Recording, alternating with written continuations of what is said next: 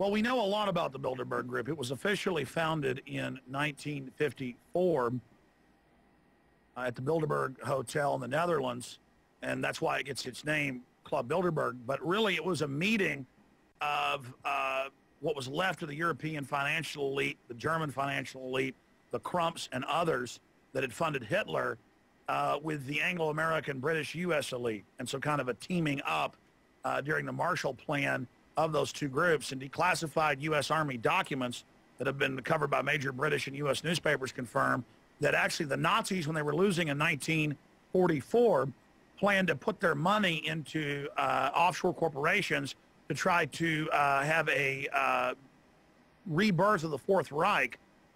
The Third Reich as a Fourth Reich through a corporate system based around a European Union.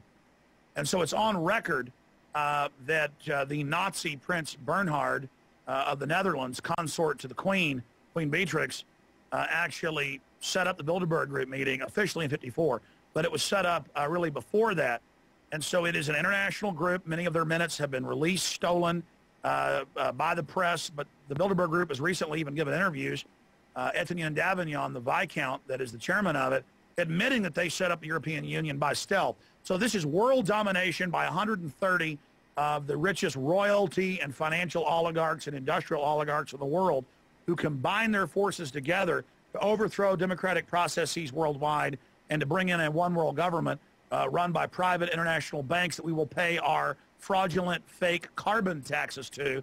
In all these decades, we've warned people. They've now admitted it all and are kind of coming out in the open, announcing they want a world government to control every facet of our lives. So this is world tyranny, world imperialism by a group of private banks that use command and control economies, socialist economies predominantly, to socialize the country's wealth, but then conduit that to the private bankers above them. Sure, we know quite a bit now because of declassified Army documents that have been in the U.S. and British press recently. Also, Bilderberg has become more arrogant because they've already been exposed, so why not go public? Releasing documents how they covertly set up the European Union with the Treaty of Rome in 1957, though the public's told the European Union was set up in 2000. The Bilderberg Group is 130 royalty, bankers, heads of industry, who've been officially meeting since 1954, and their stated goal is to set up global governance or world government based around a European Union in allied operations with the Anglo-American establishment based in the United States and England. And in 1954 was the first official meeting, but it's been declassified in U.S. Army documents that the Germans knew they were going to lose by 1944. So they decided to put their hundreds of billions of dollars of stolen loot into dummy corporations to then set up a European Union in the near future. And so the Bilderberg Group is a merger of Nazi assets with the Anglo-American establishment for world domination against Russia, China, Central and South America, and Asia and Africa. And this is what the globalism is, what the New World Order is. So they're bankrupting the world economy by design, and we had sources inside Bilderberg this year that confirmed this. They're bankrupting the world economy by design, lowering oil prices by design to bankrupt Saudi Arabia, Russia, Venezuela. And by the way, George Soros, since we broke this months ago, has bragged at Davos that, oh, yes, they've lowered oil prices to bankrupt things. So they're very proud of this to exacerbate the world depression so they can then pose as the saviors, bringing in a new financial architecture, giving themselves even more power with a new Bank of the World that we will pay our carbon taxes to. So this is a hellish system. It's not free market. It is private oligarchs who are tired of having to work through governments they control, openly setting up a world government of their own, and then having the governments that they bought and paid for sign on through treaties as signatures to that system. And Bilderberg 2009 had the greatest security that we've ever seen. Bilderberg 2009, they arrested dozens and dozens of private citizens just walking down the beach.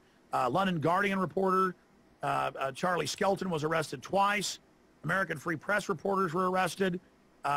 Just regular tourists for a 2.5-mile area were arrested. They have the Army, the Navy, the Marines out guarding it there in Greece, right outside Athens.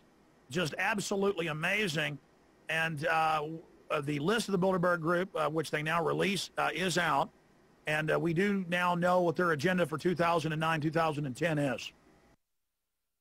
The agenda is to accelerate the depression worldwide and to make it as bad as they can and as fast as they can so that they can bring the world to their knees, panic the public into giving into this new financial world government architecture that will openly be run by a private consortium of central bank owning families.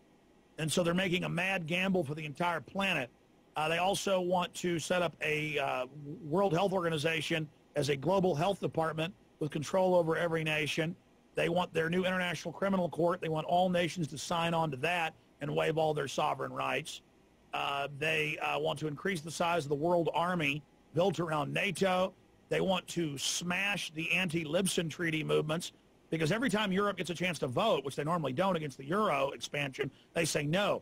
So they're very upset that France has said no.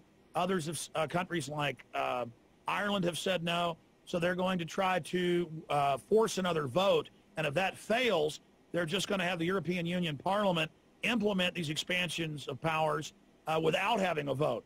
So we see Europe literally just descending into the depths of fascism, literally from the ashes of the Third Reich. We see the rising of a Fourth Reich, which is a bizarre mutation and a hybrid between the British Empire, the U.S. Empire, and the Nazi Empire.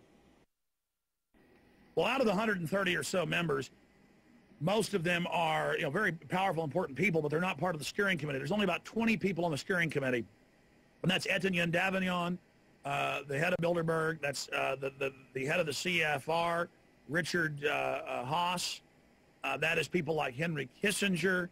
That is individuals like David Rockefeller, Frank Barnaby, who represents Rothschild interest. These are the people that we're talking about, these 20 or so individuals at Bilderberg. They set the agenda. And then they have university experts and scientists and advisors in media and academia and finance who are there basically advising them on the best ways to implement the already ongoing program of world government and tyranny. They just fine-tune things and work out disputes at this once-a-year meeting that they have at the Bilderberg Group conference.